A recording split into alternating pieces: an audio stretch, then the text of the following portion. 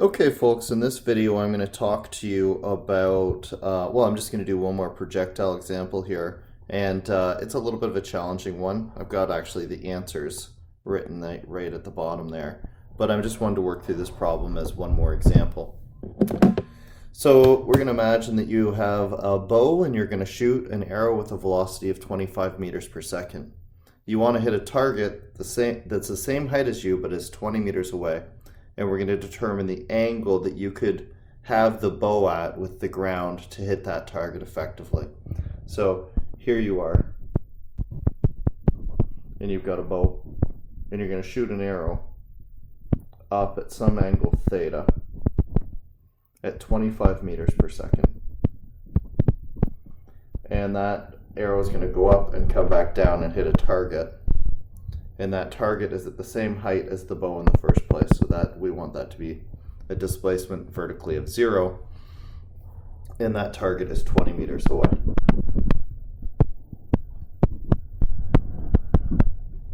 Now we need to be a little careful here, because you might just think, well, 25 meters per second is pretty fast, just shoot it straight. But 20 meters is quite a long distance. That's like 60 feet. So this thing is going to arc a little bit, so we're going to need a little bit of an angle there. So what I'm going to do is I'm going to just treat the angle as an unknown, and I'm going to keep going through this problem the way I typically would. So I'm going to divide all my information into horizontal, or x information, and vertical, or y information. So if I don't know the angle, then all I can say for this is that it's 25 sine theta of my unknown angle, because that's on my opposite, and then this would be 25 cos theta.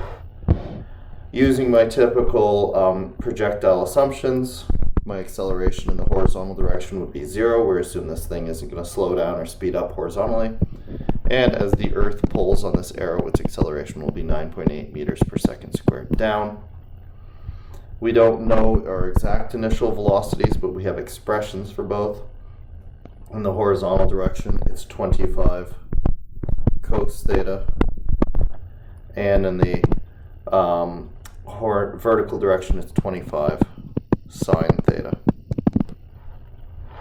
And in the vertical direction, we can see we go up and come back down, so our vertical displacement is 0. And in the horizontal direction, we can see that we want a displacement of 20 meters, because that's how far horizontally we want this thing to have moved by the time it gets back to the same height it left from. So with those in hand, the other thing that's going to connect both the vertical and horizontal direction for a projectile is time. So I'll include it in my equation and come up with an equation in the horizontal and vertical direction separately. Horizontally, d equals v1t plus 1/2 at squared. And recognizing right away that the acceleration is 0, this term goes to 0. And we're set up with the simplified equation 20 meters is equal to 25 meters per second. I'm going to just omit the units here. Cos theta times time. So now I have, just careful here, two unknowns in this equation. Theta and time are both unknown. So I can't solve this directly, but hopefully I can get some information from the vertical direction, and we can find a way to combine these things into something that is solvable. Here again, we're going to have a displacement. We're going to have a v1t plus 1/2 at squared. The displacement in this case will be 0, 25 sine theta t plus 1/2, keep getting bigger here and sliding around here. That's just there. 1/2 times negative 9.8 t squared. Now here I'm going to recognize that t cannot be 0.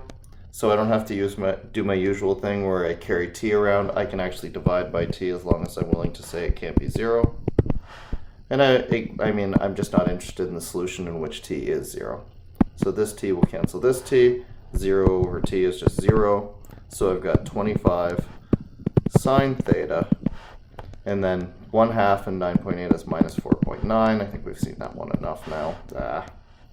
Ignore that. 4.9, and then I just have t over here. So I have two equations and I have two unknowns, but one of my unknowns is an angle, and it's inside a sine and a cosine, and that's a particular difficulty for us. So what I'm going to do is I'm going to pick one of these equations and I'm going to solve it for t and substitute it into the other equation to get time out of the equations. And then hopefully we'll come up with a way that we can solve for the sine and the cosine respectively.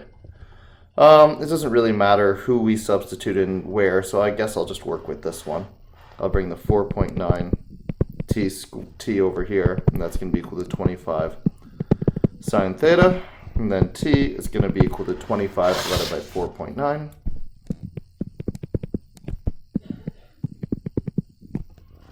Divided by 4.9, 5.1 sine theta. Oop, try that again.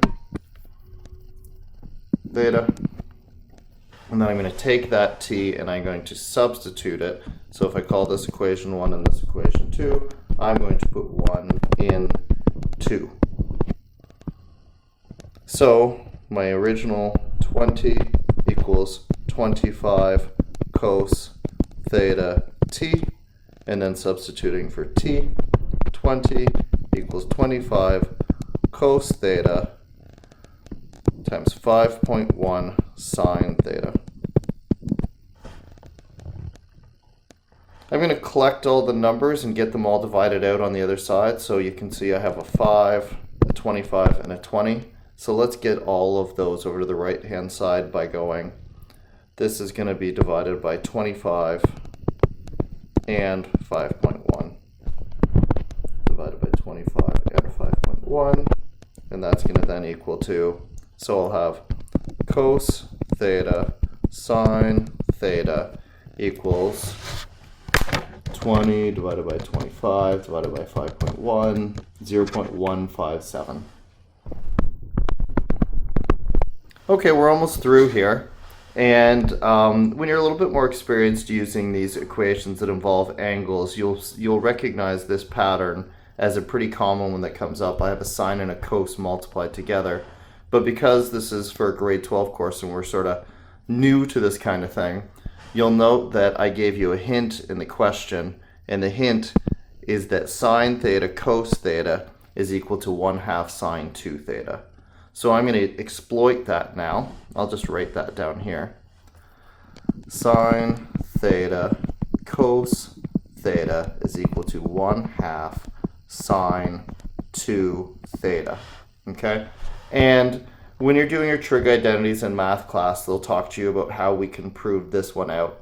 But for the sake of right now, we're just going to accept that it's true because I'm going to leave that for your math teachers.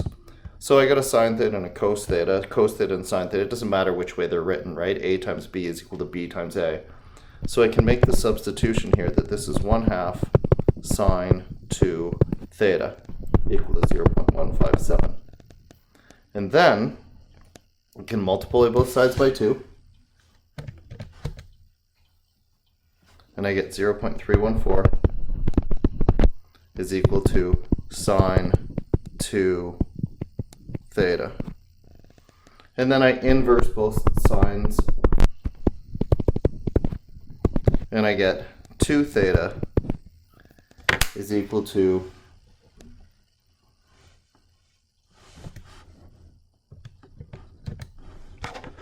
18.3 degrees. Now I can just solve this directly to get my first answer of 9.15 degrees. And if I go back up to my question, there might be a difference in rounding here, but not really. 9.14 degrees, that's my first solution. That's an angle that if I shot this projectile on, it would traverse the distance of 20 meters getting back to the same height that it was at, recognizing that it started at 25 meters per second. But because this is a 2 theta, there's actually a secondary part of this question that's a little bit tricky that we have to remember associated with our cast rule that we learned in trigonometry. Specifically, this is a positive sine value, which means that this angle could exist in this quadrant or this quadrant. On top of that, this 18.3 degrees is the related acute angle. So if it's in this one, that's easy, that's 18.3, and then we divide that by 2 and we get our answer, no problem. But if it's in this one, because of the dividing by 2, that is actually going to bring it back over into our range of interest. So we have to consider the solution that we typically ignore when doing physics, because typically it wouldn't make any sense to say we're going to fire the projectile backwards. But in this case, because of the division by 2, it is hiding another solution to our problem. So let's just consider that then, that this is where the angle is, and that its related acute angle is 18.3 degrees.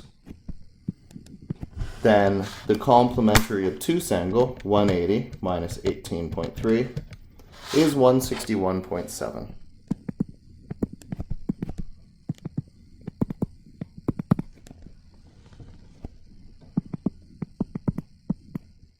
And so that is another possible solution for 2 theta. And I can divide that by 2. And I get my secondary angle that will produce the result. I can also notice a little cheat here that these two are complementary, 9.15 and 80.85. But what it illustrates to us is there is a secondary solution where we shoot the arrow up way high and it comes back down to the same height. So we got the low one and the high one.